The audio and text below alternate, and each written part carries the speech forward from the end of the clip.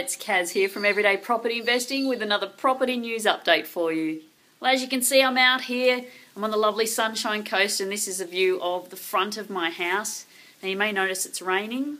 I know they call it the Sunshine Coast, but hey, it's not all beer and skittles up here. Have a look. There's my front lawn, and that looks like a swimming pool at the front of it, and that's from about 5 days straight of rain. Now, the only saving grace is that I've still got shorts and a t-shirt on, so hey, it's not that bad. So we've got a new podcast out this week. It's Jo Chivers from Property Bloom joining me to talk about the Hunter Valley and why the Hunter Valley is such a popular place for investors right now. If you haven't been looking into the Hunter Valley and you're looking for a good investing location with growth, with yield, with affordability, the Hunter Valley is a great place to consider. So have a listen, check out the latest episode of Everyday Property Investing Podcast. Now, I've been speaking with a lot of investors recently about Toowoomba and what an interesting spot Toowoomba is at the moment for investors. It's affordable, it's got quite a diverse economy. There's education, there's healthcare, there's mining effects of the nearby Surat Basin area.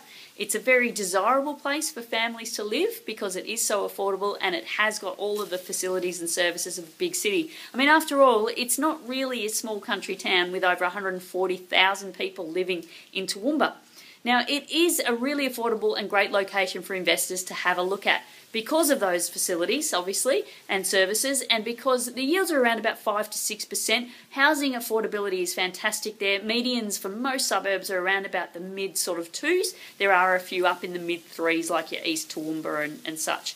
So Toowoomba is a great place to look at. It's 127 k's west of Brisbane, and certainly a place that a lot of people are interested in right now.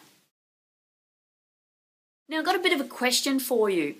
I was thinking of putting together an everyday property investing event, like a workshop, one-day workshop, would be held in Melbourne or Sydney, or maybe even both, depending on the level of interest that we get. So if attending a one-day workshop for everyday property investors would be something of interest to you, please send me an email, kaz@everydaypropertyinvesting, or leave something on our Facebook page. Just let me know what you think. I imagine it will try to make it really affordable, so underneath the $500 mark for the day, and we would be trying to cover off all of those really important topics: goals and strategy, finance, finding the right properties, the right locations, doing your research, negotiation principles, all of those sorts of things, with lots and lots of practical activities and information in the workshop to really get you going. So let me know if that's something that you'd be interested in.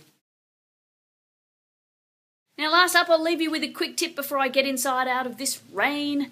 It's picking up the phone. It's a lost art, but when you're looking at properties, the tendency is to make a nice list of things on realestate.com.au and then run some numbers and look at the internet again and look at Google Maps and blah, blah, blah. Sometimes picking up the phone, calling the agent can get the best bit of information really quickly. You can find out when the house was built, you can find out why they're selling it, you can find out if anyone else has been through, if anyone's made any offers, and that information is really important and also can help you not waste time, because often you can be looking at a listing for days on realestate.com and it's been sold days ago or it's under contract. So stop wasting your time. Pick up the phone as your first point of call.